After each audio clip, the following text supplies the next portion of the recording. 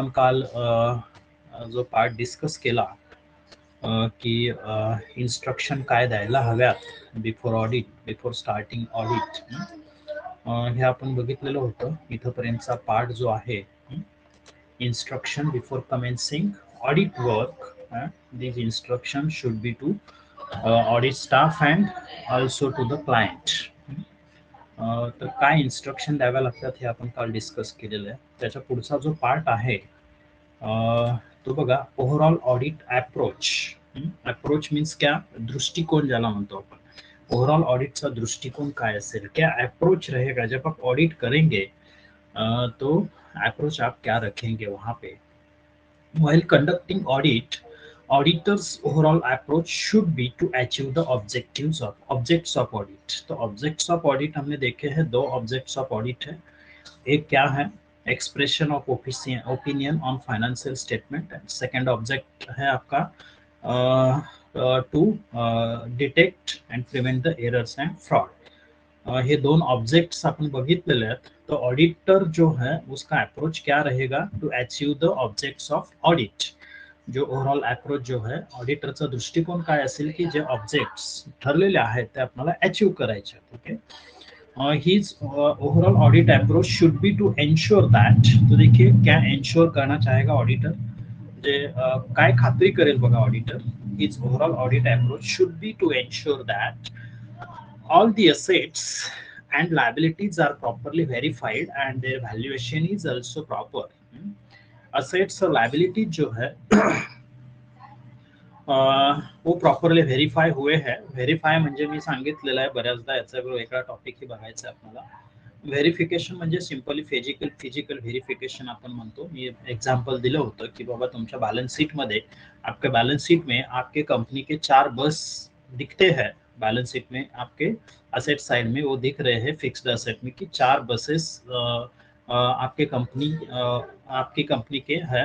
Company owned 4 buses, लेकिन अब आपको ग्राउंड में दिखाया गया है कि ये 4 बसेस जो दिख रही है ये हमारी कंपनी की है, लेकिन वही आपकी कंपनी की बसेस है, ये कैसे व्हेरीफाय करेंगे. म्हणजे बॅलन्स शीटला तुमच्या दिसत आहेत, तुम्हाला समोर कंपनीने दाखवले ह्याच बसेस आहेत आमच्या, व्हेरीफाय करायचे आहेत आपल्याला. ह्या 4 बस आहेत तुमच्या. मग ह्या बस कशा तुम्ही त्याच कंपनीच्या आहेत कन्सिडर कराल. मी त्याच्यासाठी तुम्हाला सांगितलं होतं की बाबा तुम्ही आरसी चेक कराल, रजिस्ट्रेशन सर्टिफिकेट, की याच नंबरची बस, म्हणजे जी ग्राउंड मध्ये दिसते त्याच नंबरची बस तीच बॅलन्स शीटला दिसते का, आणि याच कंपनीच्या नावावर दिसते का, त्याच्यावर लोन आहे का, या सगळ्या गोष्टी मी व्हेरीफाय करणार लक्षात घ्या. मग इथं हे फक्त फिक्स्ड असेटच्या बाबतीत नाही, बॅलन्स शीटचे जे सगळे आयटम्स आहेत त्याला व्हेरिफिकेशन केलं जातं, लक्षात घ्या. All the assets and liabilities are properly verified, properly उसको वेरीफाई करना है, and their valuation is also proper. उसका वैल्यूएशन भी प्रॉपर होना चाहिए. जनरली देखिए वैल्यूएशन का मतलब क्या, यहाँ पे सिंपल मीनिंग हम ये निकाल सकते हैं कि आपकी जो कॉस्ट है, कॉस्ट में से डेप्रिसिएशन माइनस किया तो उसका वैल्यूएशन जो भी आएगा उसे हम वैल्यूएशन कंसिडर करते हैं. रिवैल्यूएशन अलग पार्ट होता है और वैल्यूएशन का अलग पार्ट होता है. तो उसका प्रॉपर वैल्यूएशन आपने किया है या नहीं किया है, इसका मतलब क्या है कि आपने करेक्ट डेप्रिसिएशन चार्ज किया है या नहीं किया है, ये आपको देखना है. हमने देखा है की अगर आप विंडो ड्रेसिंग करना चाहते हैं, लक्षात घ्या आपण कन्सेप्ट डिस्कस केलेले आहे. विंडो ड्रेसिंग जर आपण करणार असो तर विंडो ड्रेसिंग करत असताना आपण डेप्रिसिएशन जे आहे ते डेप्रिसिएशन काय करत असतो, कम चार्ज करते हैं, बराबर ना. विंडो ड्रेसिंग में डेप्रिसिएशन एक्चुअल में जितना चार्ज करना चाहिए उतना आप नहीं करते हैं. या सीक्रेट रिजर्व आपको मेंटेन करना है, तो सीक्रेट रिजर्व के लिए आप क्या करेंगे, डेप्रिसिएशन जितना एक्चुअल में करना चाहिए उसे डबल आपने किया. 10% करना चाहिए था, आपने 20%, 30% डेप्रिसिएशन चार्ज किया, तो ये प्रॉपर वैल्यूएशन आपने नहीं किया है. लक्षात घ्या. त्याचं प्रॉपर वैल्यूएशन झालं का, त्या असेटचं नाही झालं, लक्षात घ्या. तो ऑडिटर को ये देखना है कि सभी असेट्स प्रॉपरली वहां पे दिखते हैं या नहीं दिखते हैं, उसको वेरीफाई करना है, और उसका वैल्यूएशन जो है वो प्रॉपरली हुआ है या नहीं हुआ है, ये ऑडिटर को देखना है. Assets and liabilities are properly classified and grouped and shown in the balance sheet as per the legal requirements. Assets और liabilities जो है उसका प्रॉपरली क्लासिफिकेशन आपको करना है. फॉर एग्जाम्पल आप नॉन करंट लाइबिलिटीज लेंगे, तो नॉन करंट लाइबिलिटीज में देखिए जहाँ पे हम लेते हैं सिक्योर्ड और अनसिक्योर्ड ऐसे दो पार्ट वहां पे करने पडते हैं, जिसके लिए आपने सिक्युरिटी दी है. नॉन करंट लायबिलिटीज म्हणजे कोणत्या लायबिलिटीज लक्षात घ्या. एक्झाम्पल म्हणून आपण बघत आहोत, असं प्रत्येक गोष्टीमध्ये त्याचं क्लासिफिकेशन प्रॉपर झालं पाहिजे. तो सिक्योर्ड जो है लोन लेते समय आपने कोई सिक्योरिटी उसको दी है, सपोज आपने फैक्ट्री की बिल्डिंग जो है उस पे लोन लिया है, तो उसे हम कहेंगे सिक्योर्ड लोन्स या सिक्योर्ड क्रेडिटर्स. क्रेडिटर्स नहीं म्हणू शकत अपन, सिक्योर्ड लोन, बैंक लोन जो भी रहेगा. या अनसिक्योर्ड किसे कहेंगे हम, जो आपने लोन लिया है लेकिन उसको कोई सिक्योरिटी नहीं दिया है, वो अनसिक्योर्ड. तो देखिए क्लासिफिकेशन आपको सिक्योर्ड अनसिक्योर्ड में करना है. जनरली लॉन्ग टर्म बोरोविंग जो हम कहते हैं, तो उसमें जनरली डिबेंचर्स आते हैं, बैंक लोन आता है, या लॉन्ग टर्म पब्लिक डिपॉजिट्स. तो इसका क्लासिफिकेशन सिक्योर्ड अनसिक्योर्ड में आपको करना है. या दूसरा एग्जांपल हम लेंगे कि फिक्स्ड असेट है, तो फिक्स्ड असेट का क्लासिफिकेशन आपको प्रॉपर करना है. तो फिक्स्ड असेट में देखिए जनरली आप देखेंगे हॉरिझॉन्टल बैलेंस शीट अगर है, मतलब पार्टनरशिप फर्म अगर है, तो बघा आपण एकाखाली एक फक्त असेट घेतो, गुडविल घेतो, फर्निचर घेतो, बिल्डिंग घेतो, ह्या असेट आपण एकाखाली एक घेत असतो. पण कंपनीची बॅलन्स शीट आपण जिथं बघतो, म्हणजे तिथं लीगल रिक्वायरमेंट काय आहे कंपनी ऍक्ट मध्ये, लक्षात घ्या. कंपनी एक्ट में लीगल रिक्वायरमेंट क्या है. पहला हेड आता है आपका non current assets. Okay, non current asset में आप क्या करेंगे, क्लासिफिकेशन फिक्स्ड असेट कहेंगे. फिक्स्ड में टेंजिबल आपको अलग लिखना है, उसका हेड अलग आपको बनाना है, उसका क्लासिफिकेशन अलग करना है. और इनटेंजिबल असेट्स जो है उसका क्लासिफिकेशन आपको अलग करना है, अलग दिखाना है. लक्षात येतं का बघा. हाँ, टेंजिबल आणि इनटेंजिबल असं बायफर्केशन आपल्याला करायचं है. फिक्स्ड असेट के बाद आप लेंगे अदर नॉन करंट असेट कोई अगर है, तो उसको आपको दिखाना है. क्या कैपिटल वर्क इन प्रोग्रेस अगर है, तो वो आपको दिखाना है. अंडर कंस्ट्रक्शन कोई है आपका वर्क, जो कैपिटल असेट आपकी क्रिएट होने वाली है, तो उसका क्लासिफिकेशन वहां पे करना है. इन्वेस्टमेंट अगर आपके है, इन्वेस्टमेंट, तो इन्वेस्टमेंट का क्लासिफिकेशन आप क्या करेंगे, शॉर्ट टर्म इन्वेस्टमेंट और long term investment. Long term investment किसे कहेंगे, इन्वेस्टमेंट तर दिसतात लक्षात घ्या इथं. इन्व्हेस्टमेंट मध्ये आपल्याला क्लासिफाय करायचं है कि शॉर्ट टर्म कोणते आहेत आणि लॉन्ग टर्म कोणते आहेत. जो इन्वेस्टमेंट आप मोर देन 12 मंथ्स के लिए रखेंगे उसे हम लॉन्ग टर्म कहेंगे. तो लॉन्ग टर्म इन्वेस्टमेंट जिससे हम नॉन करंट इन्वेस्टमेंट कहते हैं, तो उस हेड के अंडर आपके जो मोर देन 12 मंथ्स के लिए इन्वेस्टमेंट आपने रखे हैं वो जाएंगे नॉन करंट में. जो लेस देन 12 मंथ्स में है, या लेस देन 12 मंथ्स आप रखना चाहते हैं, वो है आपके शॉर्ट टर्म इन्वेस्टमेंट. तो शॉर्ट टर्म इन्वेस्टमेंट आपके जाएंगे करंट असेट में. तो प्रॉपर क्लासिफिकेशन जो है, म्हणजे असेट मी एक्झाम्पल म्हणून हे घेतलं लक्षात घ्या. तर याचं प्रॉपर क्लासिफिकेशन जे आहे ते आपण बॅलन्स शीट मध्ये दाखवलेलं आहे की नाही, as per legal requirements. Legal requirements का मतलब है जो फॉर्म उस स्पेसिफिक एक्ट में दिया हुआ है उसको आपको फॉलो करना है. सिंपली, सिंपल मीनिंग आपण सांगू शकतो त्याचं. या आपको अकाउंटिंग स्टैंडर्ड्स बताए हैं, उस अकाउंटिंग स्टैंडर्ड्स को फॉलो करके मुझे फिक्स्ड असेट का वैल्यूएशन कैसे करना है इसके लिए अकाउंटिंग स्टैंडर्ड है. इनटेंजिबल असेट्स का अकाउंटिंग कैसे करना है इसके लिए अकाउंटिंग स्टैंडर्ड है. हमने देखा है डेप्रिशिएशन के लिए अकाउंटिंग स्टैंडर्ड है, स्टॉक व्हॅल्युएशन साठी अकाउंटिंग स्टैंडर्ड आहे, जे तुम्ही एफवाय ला बघितलेलं लक्षात घ्या. Accounting standards 2, valuation of inventories. तो ये पूरे आपको स्टैंडर्ड्स फॉलो करके, फॉर्मेट फॉलो करके क्लासिफिकेशन असेट्स का प्रॉपरली प्रॉपरली हुआ है या नहीं हुआ है, ये ऑडिटर को देखना है. Income and expenses for the year under audit are properly classified and disclosed. Income और एक्सपेंसेस जो है उसका प्रॉपरली क्लासिफिकेशन किया है या नहीं किया है, ये ऑडिटर को देखना है. प्रॉपरली उस हेड को इनकम गया है, उस हेड को एक्सपेंसेस गए हैं या नहीं गए हैं, ये आपको देखना है. बघा इनकम मध्ये सुद्धा जनरली कंपनी जब देखेंगे नेक्स्ट ईयर को, आपको कंपनी फाइनल अकाउंट देखना है, वहां पे आप देखेंगे कि इनकम का जो क्लासिफिकेशन है दो टाइप्स में, दो ग्रुप्स में या दो हेड्स में आपको करना है. एक जो है ऑपरेटिंग और दूसरा जो है हम कहेंगे अदर इन्कम्स. अदर मध्ये काय काय येतं, तर तुमची मेन ऍक्टिव्हिटी सोडून ज्या काही गोष्टी तुमच्याकडे येतात इन्कम म्हणून, त्या अदर मध्ये आपण घेत असतो. For example dividend received, rent received, हे तुमचे अदर इन्कम्स असतात. लक्षात घ्या, त्याचं प्रॉपरली क्लासिफिकेशन आपण करायला पाहिजे, लक्षात घ्या. या जो आपके एक्सपेंसेस है, उसमें प्रीपेड आउटस्टैंडिंग जो है उसका क्लासिफिकेशन आपको प्रॉपरली करना है. कितने मंथ्स का आउटस्टैंडिंग है, कितने मंथ्स का प्रीपेड आपने किया हुआ है, त्याचं प्रॉपरली तुम्ही क्लासिफिकेशन केलेलं आहे की नाही आणि त्या प्रॉपरली डिस्क्लोज केलेले आहेत की नाही हे आपल्याला बघावं लागेल. Revenue is recognised as per legal requirement and accounting standard. Accounting standard 9 आपका क्या है? लास्ट ईयर में आपने देखा है AS9 जो है वो है आपका रेवेन्यू रिकॉग्निशन का। मतलब आप रेवेन्यू का अकाउंटिंग, रेवेन्यू का इनकम कब कंसिडर कर सकते हैं, इसके लिए कुछ रूल्स रेग्युलेशन्स उस स्टँडर्ड में दिए हुए हैं। म्हणजे आपण रेव्हेन्यू कधी सेल केलेला आहे तुम्ही, क्रेडिट सेल आहे किंवा सेल ऑन अप्रूवल है, सेल ऑन अप्रूवल, तो वहां पे अब रेवेन्यू कैसे कब कंसिडर करेंगे, इसके लिए अकाउंटिंग स्टैंडर्ड में गाइडलाइंस दिए हुए हैं। तो रेवेन्यू जो आपने लिया हुआ है वो अकाउंटिंग स्टैंडर्ड फॉलो करके लिया है या नहीं लिया है, ये ऑडिटर को वेरीफाई करना है। Statutory provisions, rules, regulations and guidelines issued by the ICAR compiled with the final accounts audited by the auditor. बघा वेगवेगळ्या स्टॅच्युटरी प्रोव्हिजन्स ज्या कंपनी ऍक्ट मध्ये सांगितलेले असतील किंवा जसं स्पेसिफिक मी सांगितलं की LIC का ऑडिट कर रहे हैं या इंश्योरेंस कंपनी का ऑडिट कर रहे हैं तो उस ऍक्ट में बताया है, बैंक का ऑडिट कर रहे हैं बैंक साठी वेगळा ऍक्ट, त्याच्यामध्ये ज्या काही प्रोव्हिजन सांगितले असतील त्या त्यांनी फॉलो केलेल्या आहेत की नाही। रूल्स रेग्युलेशंस आणि गाइडलाइंस जनरली ICAI ऑडिट के लिए रूल्स रेगुलेशंस गाइडलाइंस जो भी रहेंगे, वो ICAI institute of chartered accountants of India जो इंस्टीट्यूट है ये भी डिस्क्लोज करती है।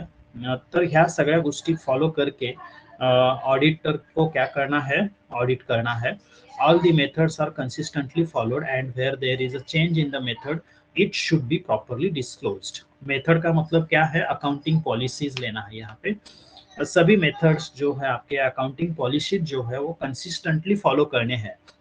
अकाउंटिंग स्टँडर्ड 1 में आपने देखा है, बघा आपण 3 अकाउंटिंग स्टँडर्ड्स जे आहेत ते जनरली बघितलेले आहेत। FY ला तुम्हाला 3 होते, अकाउंटिंग स्टँडर्ड 1 जो disclosure of accounting policies, accounting standard 2 valuation of inventories और accounting standard 9 revenue recognition. 3 accounting standards आपको थे। तो उसमें से अकाउंटिंग स्टैंडर्ड 1 क्या बताता है, देखिए जो अकाउंटिंग पॉलिसीज है या जो मेथड्स है आपके, वो अकाउंटिंग पॉलिसीज आपको कंसिस्टेंटली सेम फॉलो करने हैं, सेम फॉलो करने हैं।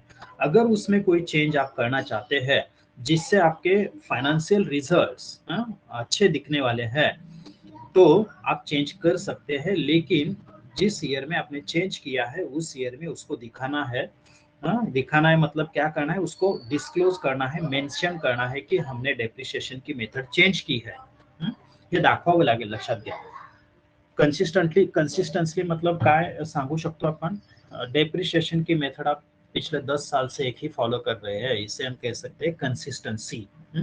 या स्टॉक वैल्यूएशन की मेथड आप एक ही फॉलो करते हैं हर साल, ये कहेंगे आप कंसिस्टेंसी। लास्ट ईयर में डेप्रिसिएशन आपने WDV किया, इस ईयर में स्ट्रेट लाइन किया, इसे हम कंसिस्टेंसी नहीं कहेंगे, चेंज इन अकाउंटिंग पॉलिसीज इसे हम कहेंगे। तो अगर ऐसे कोई चेंज होता है तो उसको प्रॉपरली आपको डिस्क्लोज करना है, ये ऑडिटर को देखना है कि अगर चेंज है किस मेथड में तो उसको प्रॉपरली डिस्क्लोज किया है या नहीं किया है, ये ऑडिटर को देखना है। No material omission is there in the financial statement.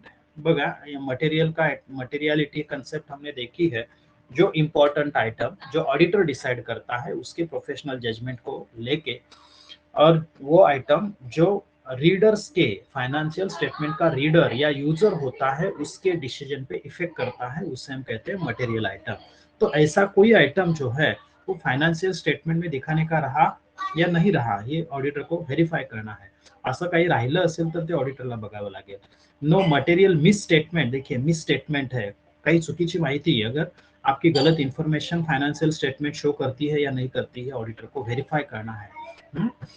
कारण होऊ शकतं, लक्षात घ्या, जैसे हमने देखा कि विंडो ड्रेसिंग जानबूझ के मैं कर रहा हूँ, मुझे पता है, मैनेजमेंट को पता है कि ये मिस स्टेटमेंट दे रहा हूँ, मेरे फाइनेंशियल रिजल्ट जो है उससे अच्छे मैं दिखाना चाहता हूँ।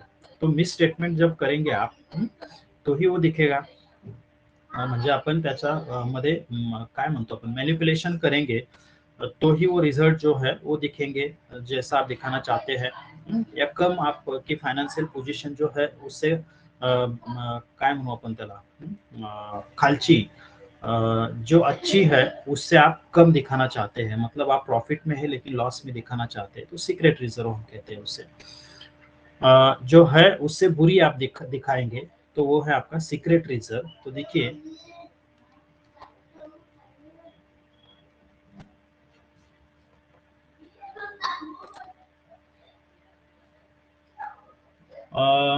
बाळांनो, मी स्क्रीन शेअर केली नाही आणि तुम्हीही मला सांगितलं नाही. ओके, आता मेसेज कोणाचा तरी आला. हा, लतिका पालेकर. ठीक आहे, राहून गेलं, सॉरी. बघा, बोलण्याच्या सर गडबडीत मग स्लाइड दाखवा ना. इथून आपण बघितलं होतं ओव्हरऑल ऑडिट अप्रोच. इथून बघितलं होतं. सर आम्ही स्क्रीनशॉट मारतो, एक एक स्लाइड दाखवा.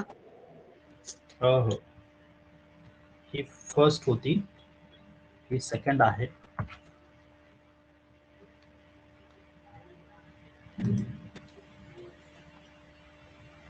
आणि ही आता आपण डिस्कस करत आहोत.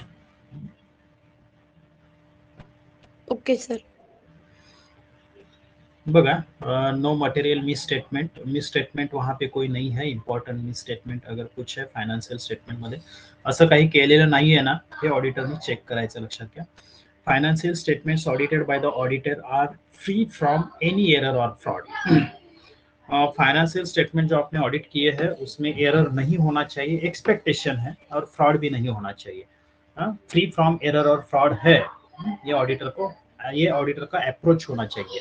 लक्षात घ्या, एरर आणि फ्रॉड हे असायला नको पाहिजेत. ऑडिटर ज्यावेळेला ऑडिट करेल, माझा दृष्टिकोन काय असेल, अप्रोच काय असेल, की त्याच्यामध्ये एरर फ्री अकाउंट्स जे आहेत ते असायला पाहिजेत. त्याच्यामध्ये जे एरर्स आहेत ते माझ्याकडून डिटेक्ट झाले पाहिजेत, ते शोधले गेले पाहिजेत, फ्रॉड शोधले गेले पाहिजेत. हा अप्रोच आहे. तो ये है ओवरऑल ऑडिट अप्रोच ऑडिटर का. और ये पूरा देखने के बाद उसका जो ऑब्जेक्ट्स है ऑडिट का, वो फुलफिल हो सकता है. ऑडिट का अप्रोच क्या है, पहला ऑब्जेक्ट क्या है, जो आपको ओपिनियन देना है आपका, ज्याला आपण मत प्रदर्शित म्हणतो, आपका ओपिनियन जो देना है, ये पूरा आप जब वेरीफाई करेंगे तो आप इजीली उस पे ओपिनियन दे सकते हैं कि आपके फाइनेंशियल स्टेटमेंट जो है वो करेक्ट पोजीशन शो करते हैं, या करेक्ट प्रॉफिट शो करता है, या रॉन्ग प्रॉफिट शो करता है, या अपना ओपिनियन दे सकते हैं. ओके, तो ये ओवरऑल ऑडिट अप्रोच है. नेक्स्ट देखिए, ऑडिट वर्किंग पेपर. इसके पहले बहुत बार इसका रेफरेंस आया हुआ था, मैंने थोड़ी सी आइडिया उस टाइम दिया हुआ था. तो ऑडिट वर्किंग पेपर्स किसं कहते हैं, देखिए मी बऱ्याचदा याचा रेफरन्स आलेला होता, तिथं थोडक्यात तुम्हाला सांगितलं होतं. Audit working papers are the written records. मैंने बताया था आपको, ये रिटन रिकॉर्ड है.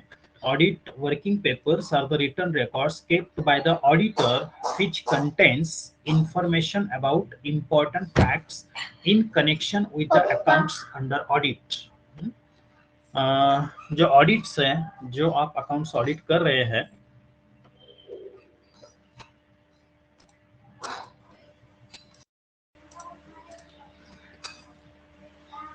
देखिए, जब ऑडिट आप कर रहे होते हैं तो वहां पे जो इम्पोर्टेंट फैक्ट्स, जैसे हम क्यूरीज कहते हैं, क्यूरीज, इम्पोर्टेंट फैक्ट्स आपको जो मिली है उसका रिकॉर्डिंग, रिटर्न रिकॉर्ड जो है, जो आप बनाते हैं, उसे हम ऑडिट वर्किंग पेपर्स कहते हैं. जे काय मला तिथं सापडणार आहे, लक्षात घ्या, ज्याच्या संदर्भात मला डाऊट आहे, ज्या इम्पॉर्टंट गोष्टी आहेत आणि मला असं वाटतं की याचं क्लॅरिफिकेशन मला मिळालं पाहिजे, तरच मी माझं ऑडिटचा ऑब्जेक्ट जो आहे तो मी फुलफिल करू शकतो. आणि ते क्लॅरिफिकेशन घेण्यासाठी प्रत्येक गोष्ट किंवा तुमच्या ऑब्झर्वेशन मध्ये जे जे महत्वाचं वाटतंय तुम्हाला, ते सगळं तुम्ही नोट डाऊन करून ठेवताय ज्यावेळेला आपलं ऑडिट चालू असतं त्यावेळेला. त्याला आपण म्हणतो की audit working papers. Audit working papers means a record of the audit programme और प्लान. इसमें क्या क्या इंक्लूड होता है, देखिए ऑडिट वर्किंग पेपर्स में ऑडिट प्रोग्राम या प्लान इसमें इंक्लूड होता है. द ऑडिट प्रोसीजर्स परफॉर्म, आपने कौन कौन से ऑडिट प्रोसीजर्स परफॉर्म किए वहां पे जाके, ऍक्च्युअल मध्ये आपण ज्यावेळेला काम करणार आहोत त्यावेळेला आपण काय काय बघितलं, क्या प्रोसेस आपने परफॉर्म किया, प्रोसीजर्स परफॉर्म किए, ये रिकॉर्ड, इसका रिकॉर्ड आप मेंटेन करते हैं, वो भी ऑडिट वर्किंग पेपर्स में आएगा. And conclusions drawn from the evidences obtained, जो आपने एविडेंसेस वहां पे जाके वेरीफाई किए, जो एविडेंसेस आपने एग्जामाइन किए, उसके बेसिस पे आपने जो कंक्लुजन ड्रॉ किया वो कंक्लुजन ऑडिट वर्किंग पेपर्स में इन्क्लूड होता है. म्हणजे मी समजा एखाद्या फर्म मध्ये गेलो आणि मग तिथं मी व्हाउचिंग करतो. मी सांगितलं तुम्हाला व्हाउचिंग म्हणजे काय, तर प्रत्येक ट्रान्झॅक्शनला एक डॉक्युमेंटरी एव्हिडन्स असतो, त्याला आपण व्हाउचर म्हणतो. काय म्हणतो आपण त्याला, व्हाउचर. उस वाउचर को एग्जामाइन करने की जो प्रोसेस होती है उसे वाउचिंग कहते हैं. तो जब मैं वाउचिंग कर रहा हूँ तो मुझे जो जो डाउट्स थे, तो मैंने उसको क्या किया, नोट डाउन किया. तो इसे हम ऑडिट वर्किंग पेपर कहते हैं. उस पे जो एक्सप्लेनेशन आया वो भी हमने नोट डाउन किया, और उससे जो मुझे डाउट था वो डाउट, और सामने वाले आदमी ने जो अकाउंटिंग मेंटेन करता है या रेस्पॉन्सिबल पर्सन, रेस्पॉन्सिबल अथॉरिटी जो है, उसने जो मुझे एक्सप्लेनेशन दिया उसके बेसिस से मैं मेरा कंक्लूजन निकालूंगा. मी कंक्लूजन त्याच्यावरून काढणार आहे की हे खरंच ट्रान्झॅक्शन असं आहे, हे चुकीचं रेकॉर्ड केलेलं आहे, हे मी माझं कन्क्लुजन काढतो. लक्षात घ्या, त्याला म्हणतो आपण एव्हिडन्सेस जे घेतलेले आहेत त्याच्यावरून जे तुम्ही कन्क्लुजन काढलेलं आहे ते सगळं ऑडिट वर्किंग पेपर्स मध्ये इन्क्लूड होतं. The working papers are the property of the auditor. Working paper से किसकी प्रॉपर्टी होती है, ऑडिटर की, क्योंकि ये ऑडिटर ने प्रिपेयर किया है. ऑडिट प्लान किसने बनाया, ऑडिटर ने. ऑडिट प्रोग्राम किसने बनाया, ऑडिटर ने. जो क्यूरीज थे या इंपॉर्टेंट फैक्ट्स थे उसको रिकॉर्ड किसने किया, ऑडिटर ने. मतलब जब मैं ऑडिट प्रोसेस फॉलो कर रहा हूँ, कौन से ऑडिट प्रोसेसेस फॉलो किए, इसका रिकॉर्डिंग ऑडिटर ने किया. वहां पे जो इंपॉर्टेंट फैक्ट्स आपको फाइंड हुए, फाइंड आउट किया आपने, उसका रिकॉर्डिंग किसने किया, ऑडिटर ने किया. तो ये पूरी प्रॉपर्टी जो है ये ऑडिटर की होती है. ये पूरा प्रोसेस ऑडिटर ने किया हुआ है. ये पूरे डॉक्यूमेंट्स जो जनरेट करने का काम है ये ऑडिटर ने किया है. तो ये ऑडिटर ने किया है, तो ये प्रॉपर्टी जो है ये ऑडिटर की होती है. Auditor has right on his working papers. ती त्याची प्रॉपर्टी आहे आणि त्यामुळं त्या वर्किंग पेपर्स वरती त्याचा अधिकार आहे. लक्षात घ्या. इम्पॉर्टन्स ऑफ वर्किंग पेपर्स, देखिए क्या इम्पोर्टेंस है. the auditor can understand the sincerity of his assistants. Assistants जो होते हैं, मैंने इसके पहले आपको बहुत बार बताया कि ऑडिट जो काम होता है एक्चुअल में वो ऑडिट प्रोग्राम पे के बेसिस से ऑडिट का स्टाफ करता है, ऑडिटर का स्टाफ करता है. सपोज मैं ऑडिटर हूँ तो मैं मेरे स्टाफ को ऑडिट प्रोग्राम बना के दूंगा. जो इन्फॉर्मेशन मैंने क्लाइंट के लिए है, क्लाइंट के बिजनेस की पूरी इन्फॉर्मेशन मैंने ली है, उसके बेसिस से मैंने ऑडिट प्लान बनाया. ऑडिट प्लान से मैंने ऑडिट प्रोग्राम क्या है, इन डिटेल ऑडिट वर्क जो आप परफॉर्म करेंगे उसको इन डिटेल में जो आप बनाते हैं उसे हम ऑडिट प्रोग्राम कहते हैं. मतलब कहाँ पे कितना टाइम देना है, कितने दिन में ऑडिट खत्म करना है. एक दिन में सपोज आपको वाउचिंग करना है, किसका वाउचिंग कितने टाइम के लिए करना है, व्हेरिफिकेशन करना है कितने टाइम के लिए करना है, म्हणजे इन डिटेल, म्हणजे कोणाला किती वेळ द्यायचा आहे हे जिथं मेन्शन केलेलं असतो तो आपला ऑडिट प्लान असतो. लक्षात घ्या. आणि या प्लानच्या बेसिसवरती तुमचे जे असिस्टंट्स असतील, ऑडिटर के जो असिस्टेंट्स रहेंगे वो काम करेंगे. तो सिंसियरली काम कर रहे हैं या नहीं कर रहे हैं, ये आपके ऑडिट वर्किंग पेपर्स दिखाएंगे. ऑडिट वर्किंग पेपर्स कैसे दिखाएंगे आप, क्योंकि मैंने अभी बताया आपको कि ऑडिट वर्किंग पेपर्स में आप क्या करते हैं. जनरली मुझे जो मैंने जो प्रोसेस फॉलो किया, सपोज मैंने एग्जांपल दिया कि आपको वाउचिंग मैं कर रहा हूँ, सेल्स का वाउचिंग कर रहा हूँ, सेल्स वाउचिंग करता है. वहां पे जो मुझे प्रोसेस मैंने कौन सी फॉलो की, या वहां पे मुझे क्या फाइंड आउट हुआ, जो जो इम्पोर्टेंट फैक्ट सेल्स से रिलेटेड जो मुझे मिली उसका मैंने नोट डाउन किया हुआ है. उस पे एक्सप्लेनेशन किसने दिया, mister X is a responsible person for sales and he given explanation regarding my queries. Then I मैंने क्या किया, इसको नोट डाउन कर दिया.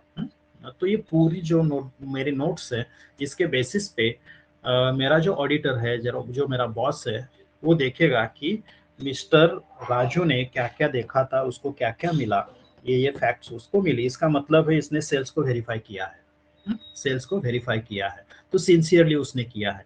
कारण ज्यावेळेला मला काही शंका, जसं आपण म्हणतो की ज्यावेळेला मला शंका कधी येणार, मी अभ्यास केला तर मला शंका येणार आहे, बरोबर ना. मला डाऊट्स कधी येतील, मी अभ्यासच केला नाही, मी लेक्चर अटेंड केले नाहीत, मी अभ्यास केला नाही, मी प्रॉब्लेम घरी गेल्यावर बघितला नाही, मी सॉल्व्ह केला नाही, मला डाऊट यायचा संबंधच नाहीये. लक्षात घ्या.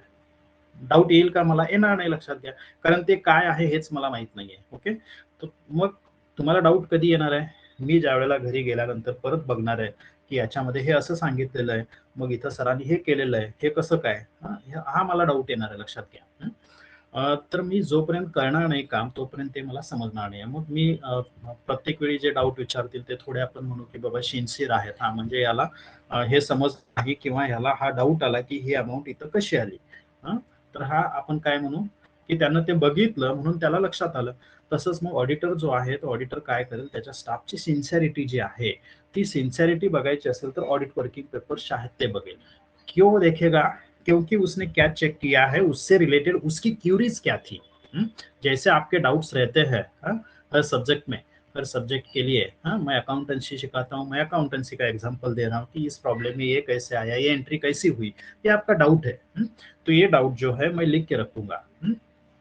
तो आप को जो डाउट है या आपने प्रॉब्लम देखा इसलिए आपको डाउट आया, ये मुझे समझ में आया।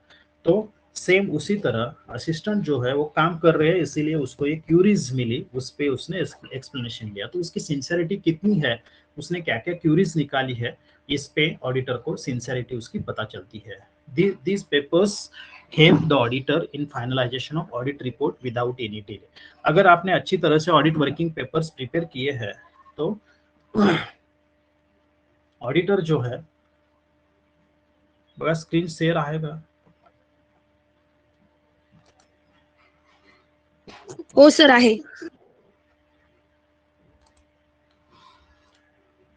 तो ये जो पेपर आहे ऑडिट वर्किंग पेपर से, ऑडिट वर्किंग पेपर क्या करेंगे, आपका जो ऑडिट रिपोर्ट है वो आप इमीडिएटली बना सकेंगे अगर अच्छी तरह से ऑडिट वर्किंग पेपर्स आपने बनाए हैं, ऑडिट प्रोग्राम फॉलो करके अगर आपने काम किया है और उसके बेसिस से आपने अच्छी तरह से वर्किंग पेपर्स वहाँ पे मेंटेन किए हैं, तो ऑडिट रिपोर्ट जो है वो आप इन टाइम दे सकते हैं, उसको फाइनलाइज अच्छी तरह से कर सकते हैं। क्योंकि आपको जो एव्हिडन्सेस चाहिए, तुम्हाला जे एव्हिडन्सेस पाहिजेत तुमचं ऑडिट रिपोर्ट बनवण्यासाठी ते तुम्हाला ऑडिट वर्किंग पेपर्स मधून मिळत असतात, लक्षात घ्या।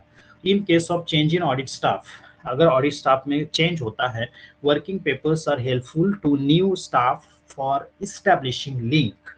मी मला वाटतं काल की परवा काहीतरी एग्जाम्पल दिलं होतं कि मिस्टर ABCD ये 4 लोग हैं जो श्रीवर्धन के बैंक ऑफ महाराष्ट्र में आके ऑडिट कर रहे हैं, लेकिन मिस्टर A का कुछ तो इमरजेंसी प्रॉब्लम हो गया, फैमिली प्रॉब्लम है, तो उसको एक दिन ऑडिट किया है उसने, दूसरे दिन उसको इमरजेंसी में घर को जाना पड़ रहा है। तो as a auditor mister X है, तो मिस्टर एक्स ने क्या किया, ए को रिलीव किया और वहां पे सपोज मिस्टर एस को वहां पे भेज दिया, मिस्टर एस को ए की जगह पे।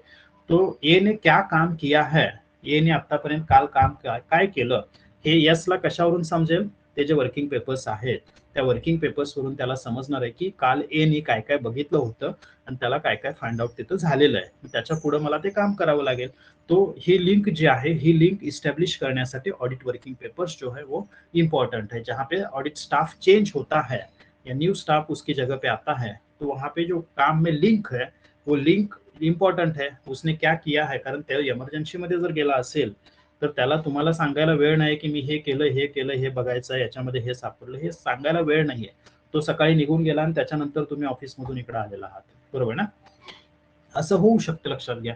मग हे वर्किंग पेपर्स जे आहेत हे वर्किंग पेपर्स मला सांगणार आहेत की बाबा मिस्टर ए नी हे काम केलेलं आहे आणि मग मला इथून पुढे हे काम करावं लागेल।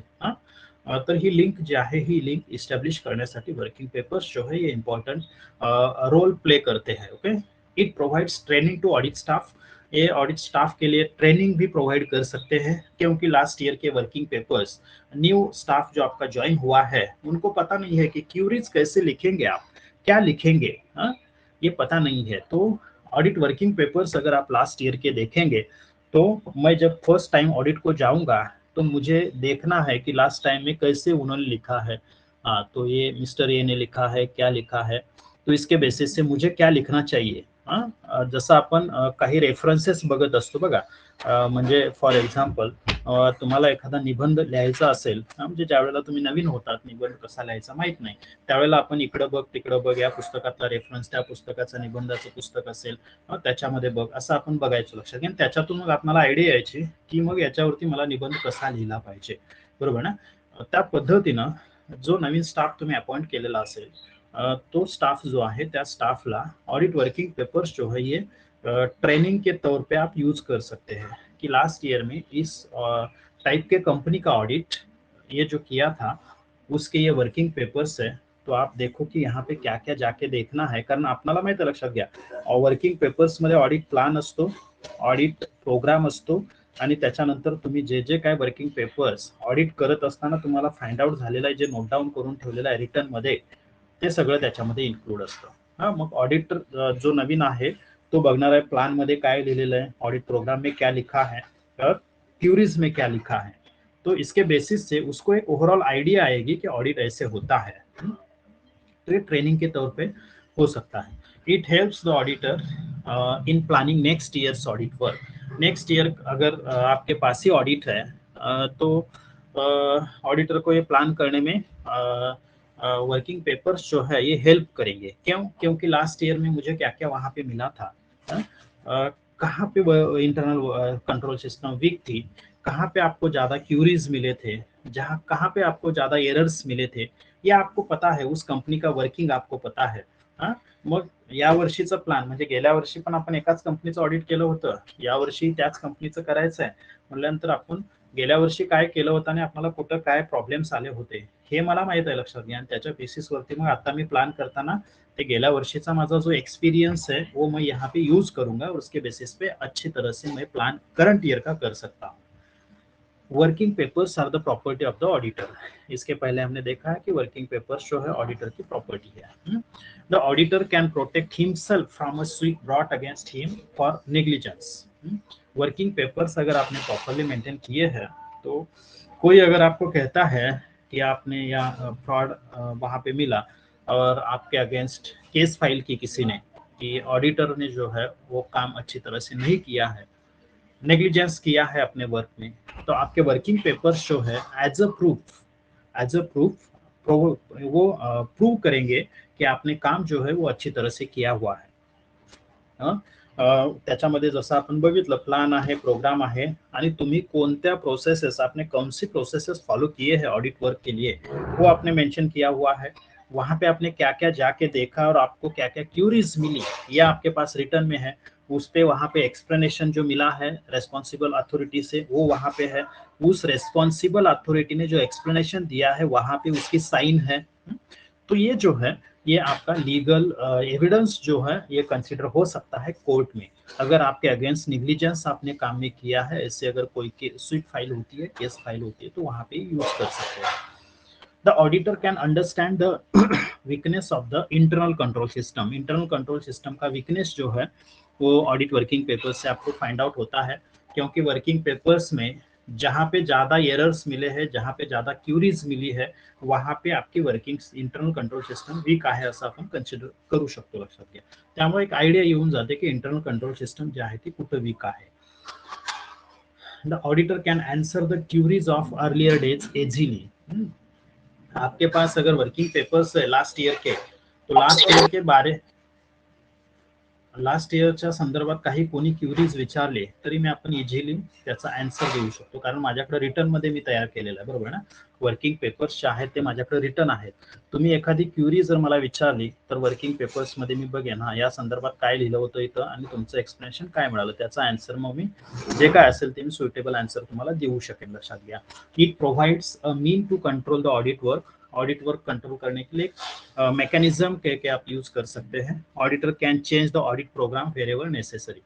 ऑडिट प्रोग्राम मध्ये सुद्धा चेंज करू शकतो, लक्षात घ्या. ऑडिट प्रोग्राम जो आहे त्याच्यामध्ये तुम्ही चेंज करू शकता ज्या ज्या वेळेला गरज लागेल, कारण ऑडिट प्रोग्राम हा सुद्धा वर्किंग पेपरचा एक पार्ट आहे, लक्षात घ्या. आपण बघितलेला आहे प्रोग्रेसिव ऑडिट प्रोग्राम जिसे हम कहते हैं. प्रोग्रेसिव मतलब जब आपका काम चल रहा है, आपको लगता है कि कल आपको आपने क्या किया था, यहाँ पे डिसाइड किया था कि स्टॉक का वेरिफिकेशन करना है, लेकिन आपको ऐसे लगता है कि कल हम स्टॉक का वेरिफिकेशन नहीं करेंगे, फिक्स्ड असेट जो है उसका वेरिफिकेशन करेंगे, तो वो चेंज कर सकते हैं. आपको अगर लगता है जहाँ पे जरूरत लगती है वहाँ पे आप चेंज कर सकते हैं.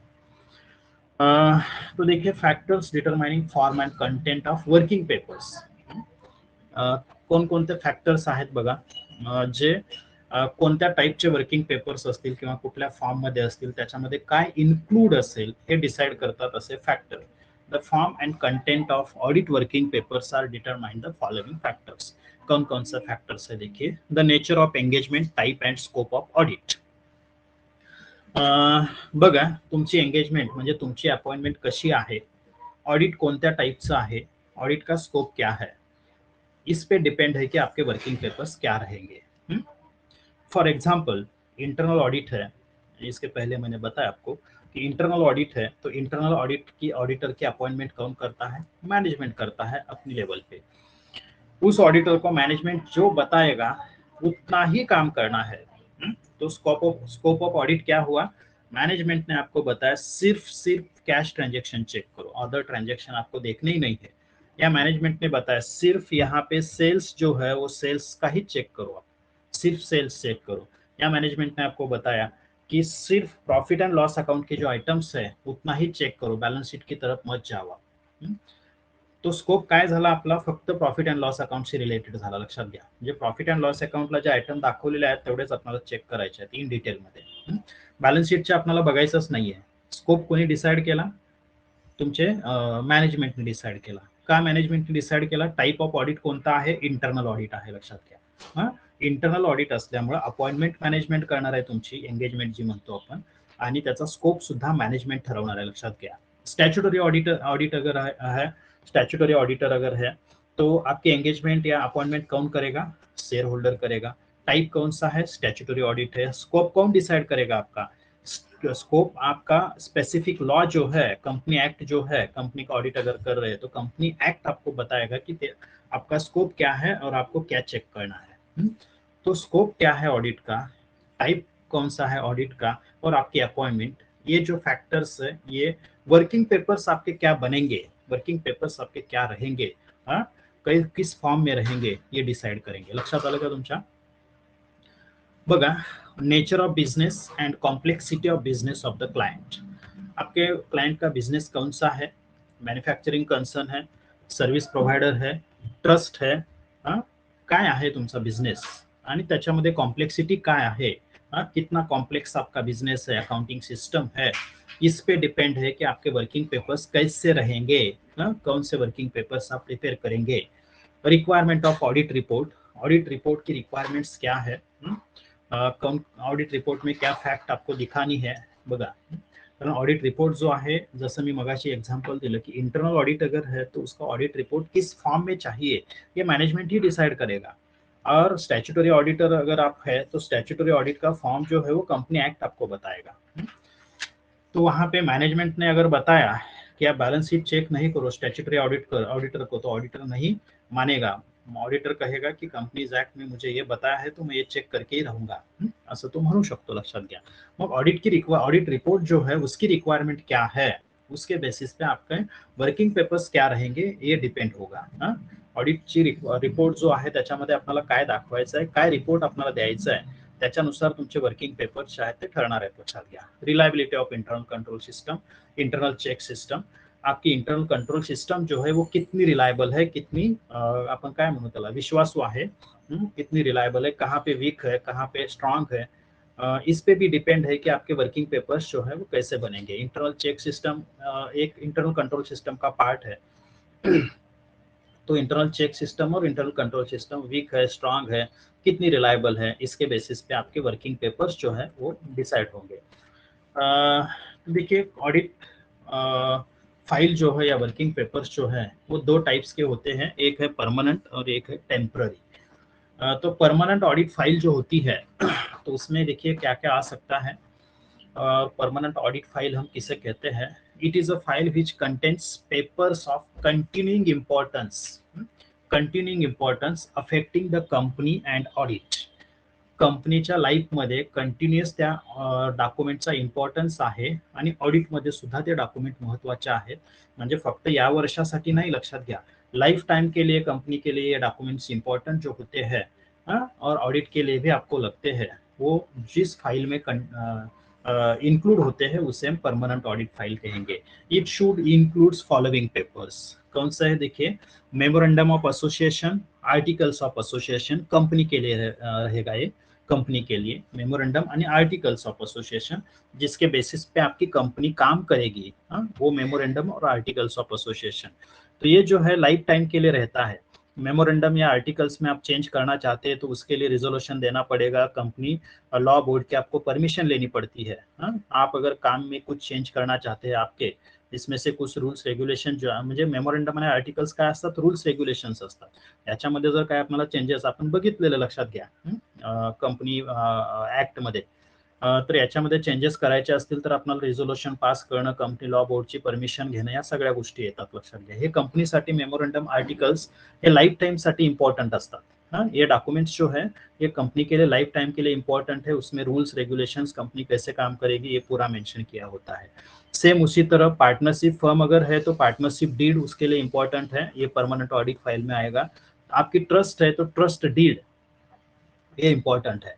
Description of accounting policies and systems, आपकी अकाउंटिंग पॉलिसीज कोणसी है, पॉलिसीज वरती आपण आता बऱ्याचदा डिस्कशन केलं, लक्षात घ्या.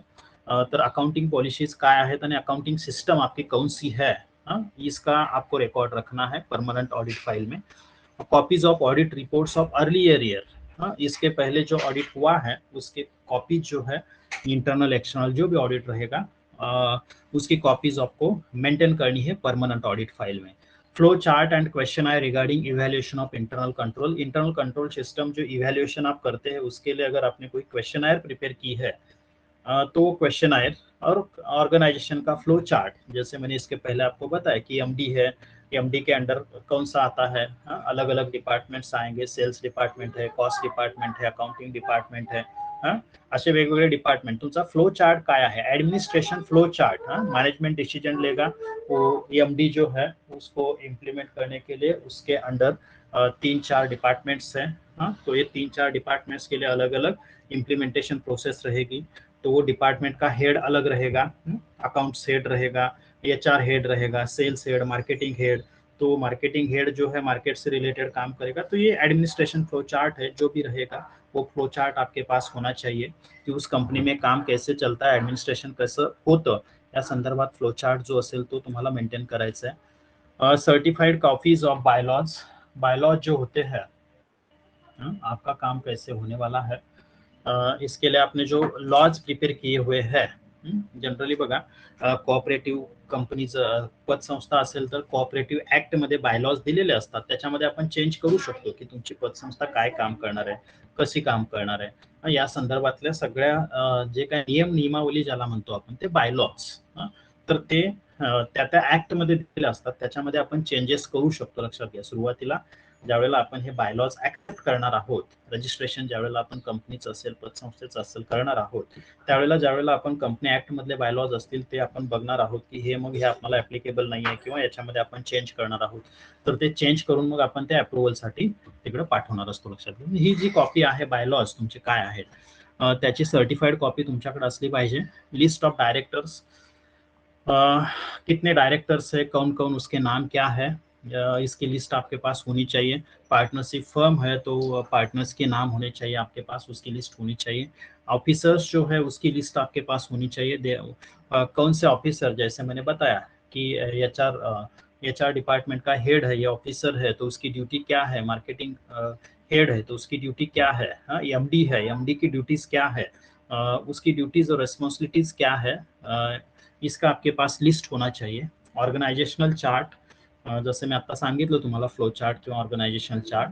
List of books of accounts maintained, कोणकोणते बुक्स ऑफ अकाउंट्स तुम्ही मेंटेन करताय, जर्नल आहे, लेजर आहे.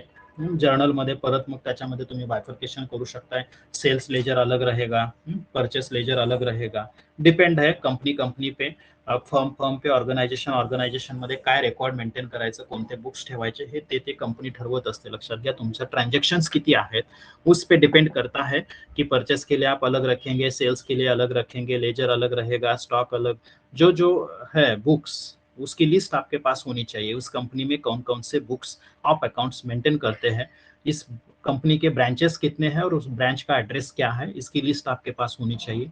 Methods of valuation of stock आप कौन सी मेथड से करते हैं, डेप्रिसिएशन किस मेथड से आप चार्ज करते हैं, इसे हम अकाउंटिंग पॉलिसीज कहते हैं. Methods of accounting followed, accounting की मेथड कौन सी फॉलो करते हैं हम, बघा जनरली कॅश आणि मर्कंटाईल, जनरली मर्कंटाईल सिस्टम असते, त्याच्यामध्ये आणि परत काय तुम्ही समजा कोणतं सॉफ्टवेअर यूज करताय, काय करताय याची तुम्हाला माहिती असली पाहिजे. आता जनरली बऱ्यापैकी 99% कंपनी जो होती है वो सॉफ्टवेअर यूज करती है. जो स्मॉल ऑर्गनायझेशन जो है म्हणजे जे काही समजा नवीन असतील तर त्या ठिकाणी नसेल एखाद्या वेळेला, पण बऱ्यापैकी आता सॉफ्टवेअर सगळीकडे यूज केले जातात. लक्षात घ्या, तो अलग अलग सॉफ्टवेयर जो है उसके अलग अलग रिजल्ट्स आते हैं, उसमें अलग अलग रिकॉर्ड जनरेट होता है. तो ये अकाउंटिंग मेथड आपकी कौन सी है ये आपको देखना है। Notes on discussion with client, जैसे हमने देखा है कि ऑडिट प्लान करने से पहले, ऑडिट प्लान जो आप करते हैं उसके पहले आप क्या करते हैं, क्लाइंट के ऑफिस में विजिट करते हैं, क्लाइंट से आप डिस्कशन करते हैं। तो आप जो डिस्कशन किया है आपने, उससे जो इम्पोर्टेंट आपको इन्फॉर्मेशन मिली है उसकी नोट्स आपको परमानेंट ऑडिट फाइल में रखनी है कि मैंने फर्स्ट टाइम जब डिस्कशन किया था, एमडी के साथ डिस्कशन किया था, एमडी ने ये मुझे इम्पॉर्टंट पॉइंट्स बताए थे। जी काय तुम्हाला इन्फॉर्मेशन लागणार आहे ऑडिट प्लॅनसाठी, तुम्ही बिझनेसची माहिती घेण्यासाठी, किंवा तुम्ही एखाद्या हेड ऑफ डिपार्टमेंटशी तुम्ही समजा डिस्कशन केलं असेल तर त्यांनी जी इन्फॉर्मेशन उसने जो प्रोवाइड की थी उसमें जो नोट्स आपने बनाए कि मुझे ये इंपॉर्टेंट लगता है, तो उसकी नोट जो है वो आपकी परमानेंट ऑडिट फाइल में इंक्लूड होती है। टेम्पररी या करंट ऑडिट फाइल किसे कहते हैं, देखिए in this file working papers of the year, उस स्पेसिफिक ईयर के वर्किंग पेपर्स आएंगे। लक्षात घ्या, परमानेंट मध्ये आपण काय ठेवलं, परमानेंट में जो लाइफ टाइम के लिए यूज होता है, कंपनी के लाइफ टाइम के लिए, और आपका ऑडिट वर्क जो है उसके लाइफ टाइम के लिए जो यूज होता है वो आपने परमानेंट में लिया। और वो टेम्पररी में क्या आएगा, करंट ईयर से रिलेटेड, सिर्फ करंट ईयर से related. In this file working papers of the year under audit which are relevant only for the year are filed। उस स्पेसिफिक ईयर के लिए जो रिलेवेंट होते हैं उतने ही आप यहाँ पे फाइल करेंगे। इसमें क्या क्या इंक्लूड होता है, देखिए letter of appointment, letter of acceptance, NOC. आता एनओसी मी काल ही तुम्हाला सांगितली होती, नो ऑब्जेक्शन सर्टिफिकेट जिसे हम कहते हैं। लेटर ऑफ अपॉइंटमेंट मतलब ऑडिटर का अपॉइंटमेंट जो किया है उसकी एक कॉपी ऑडिटर के टेम्पररी ऑडिट फाइल में जाएगी। लेटर ऑफ एक्सेप्टन्स, समजा एक्स कंपनीने तुम्हाला ऑडिटर म्हणून अपॉइंट केलं असेल, एक्स लिमिटेडनी ए हा ऑडिटर म्हणून अपॉइंट केलेला आहे आणि एला त्याने अपॉइंटमेंट लेटर पाठवलं, पण एला असं वाटलं की मला एक्स कंपनीचं ऑडिट करायचं नाही आहे, मग तो ठरवणार आहे, लक्षात घ्या। किंवा एला वाटलं हा एक्स कंपनीचं आपण ऑडिट करू, मग ए क्या करेगा कि एक्स कंपनी को लेटर लिखेगा, as per your appointment letter I accept the audit of your company for the financial year so and सो।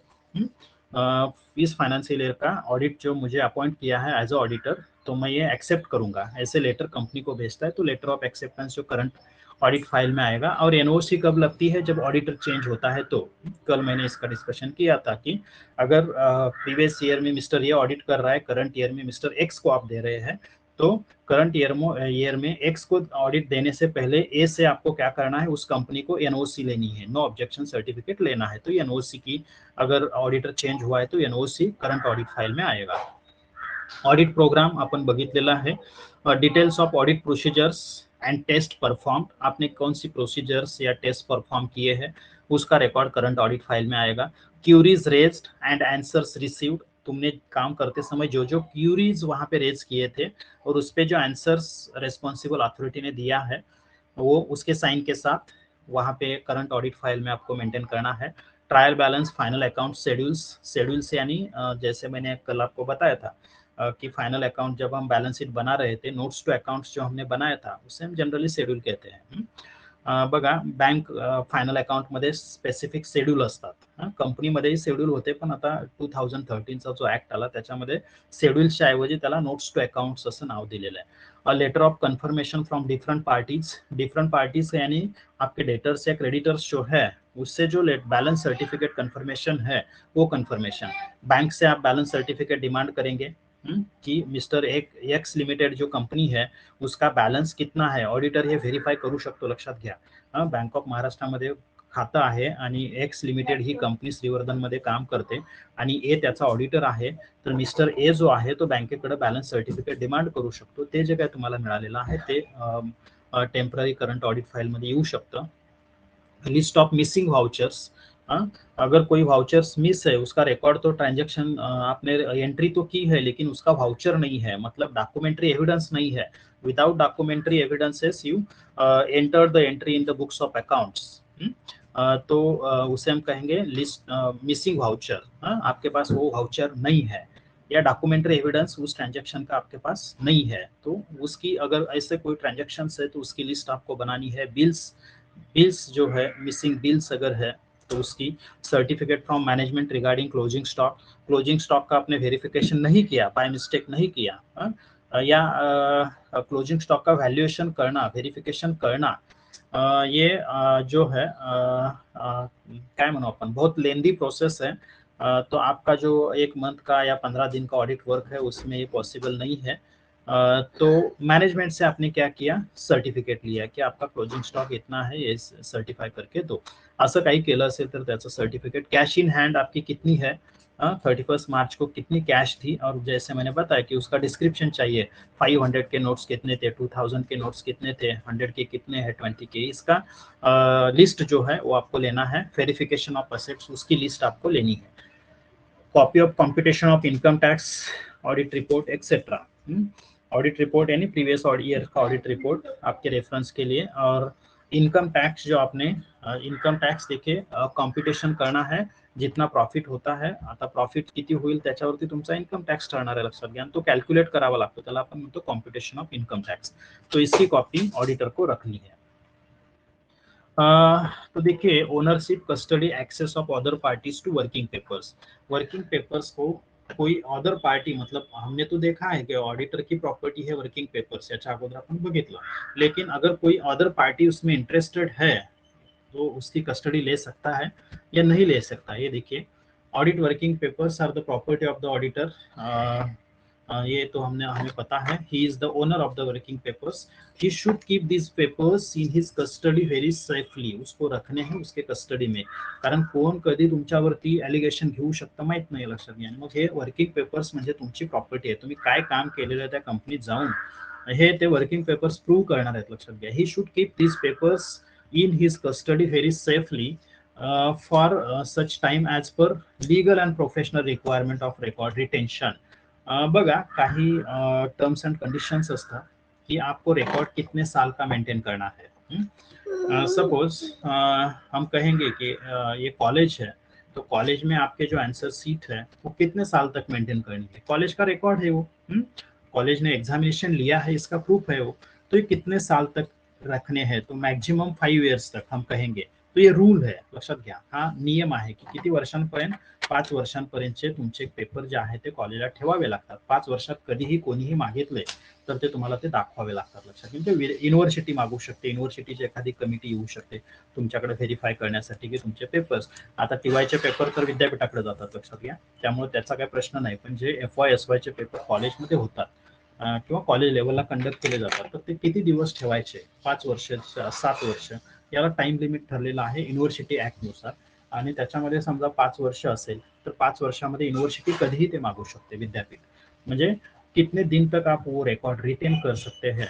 तो इसका ऑडिटर को देखना है कितना टाइम पीरियड आपको, और उतने टाइम पीरियड के लिए वो जो आपके वर्किंग पेपर्स है उसको ऑडिटर को मेंटेन करना है, सेफली उसको रखना है। ऐसे अगर 5 साल का मेंटेन करना है तो 5 साल तक वो जो वर्किंग पेपर्स है उसको आपको रिटेन करना है।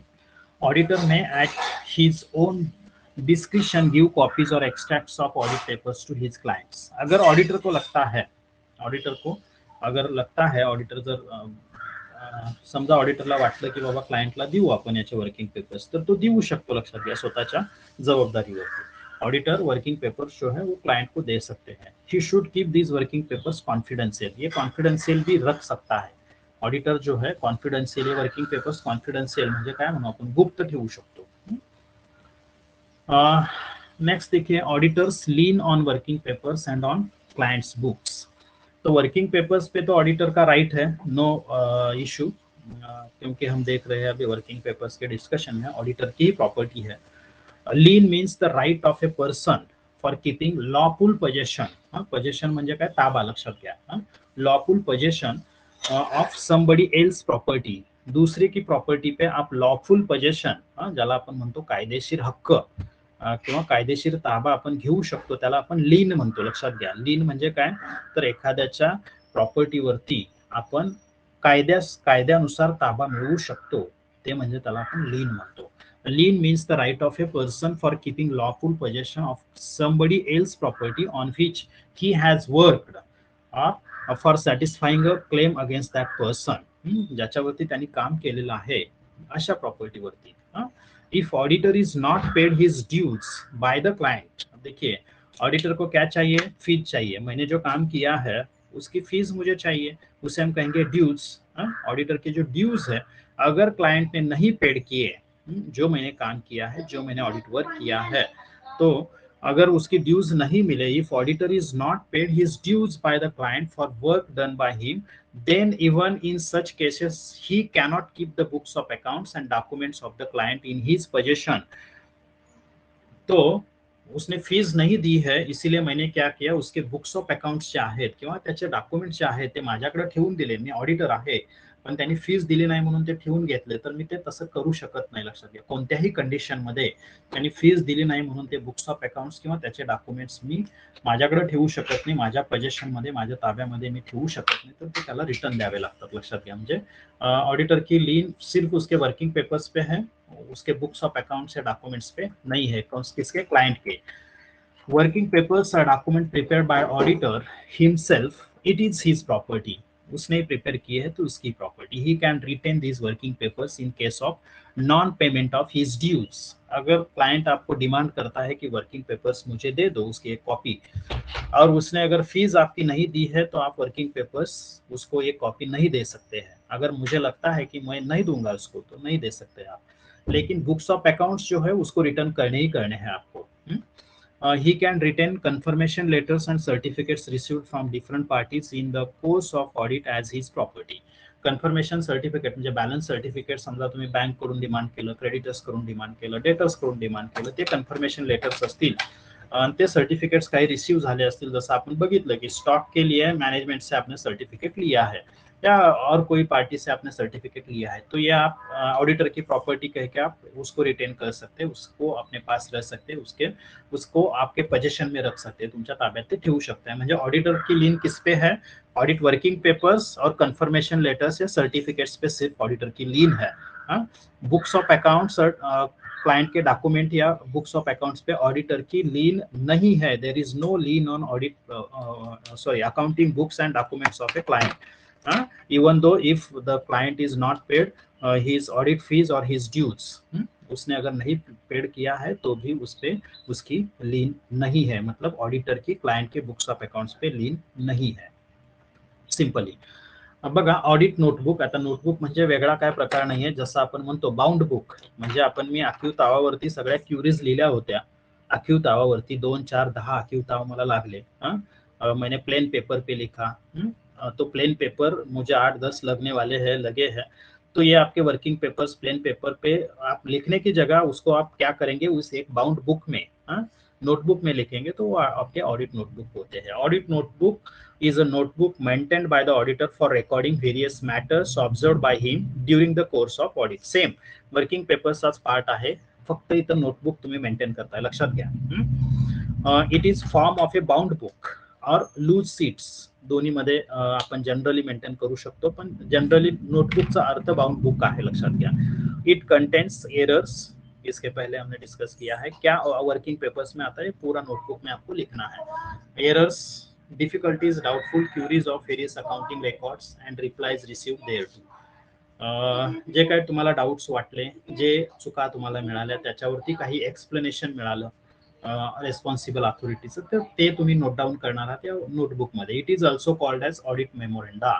ऑडिट नोटबुक को ऑडिट मेमोरेंडा भी कहते हैं. तो स्ट्रक्चर ऑफ ऑडिट नोटबुक देखिए. स्ट्रक्चर ऑफ ऑडिट 2 मिनिटात आपण संपून टाकू, हा टॉपिकच संपेल. ठीक है. It is divided in 2 parts. 2 parts में ऑडिट नोटबुक डिवाइड करते हैं. First part contains general information regarding nature of business carried on by the client, ownership and control. General information त्याच्यामध्ये इंक्लूड असते. जिस कौन सा बिजनेस है, किस टाइप का है बिजनेस, ओनरशिप कैसी है, कंट्रोल किसका है, ऍडमिनिस्ट्रेशन, ऑर्गनायझेशन चार्ट, हे ऑलरेडी आपण डिस्कस केलेलं आहे. ओके, त्यामुळे इथं आपण काय आता जास्त डिस्कस करणार नाही. प्रिन्सिपल ऑफिसर्स एंड उसकी रिस्पॉन्सिबिलिटीज क्या है, list of the books of accounts, particulars of the accounting policies, important contracts etcetera.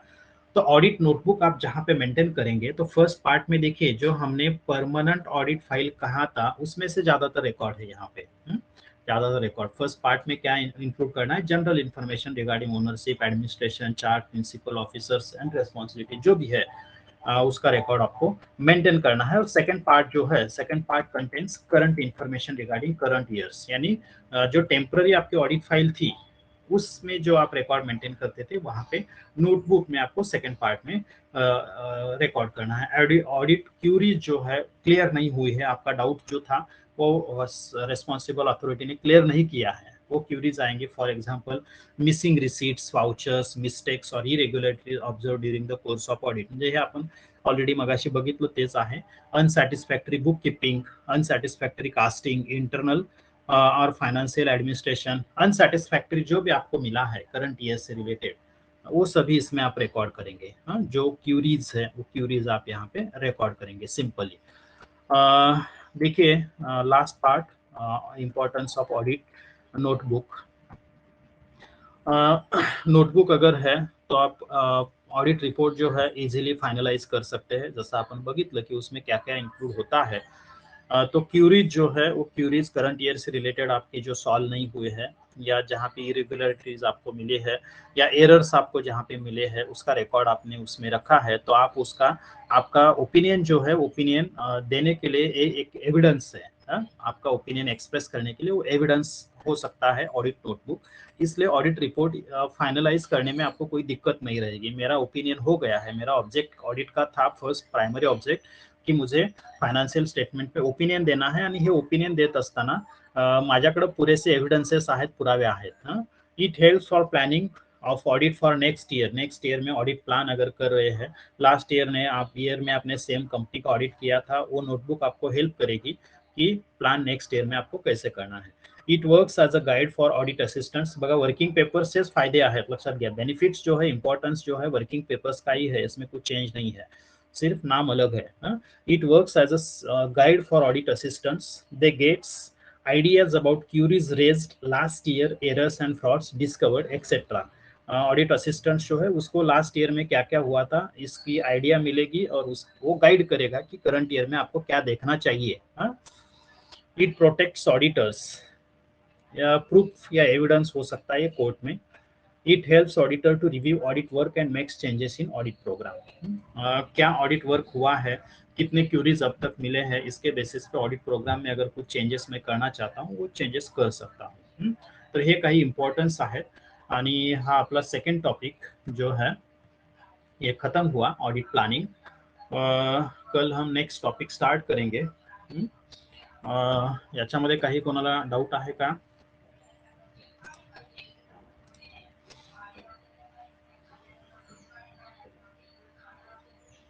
किसी को कुछ डाउट है, क्यूरीज है?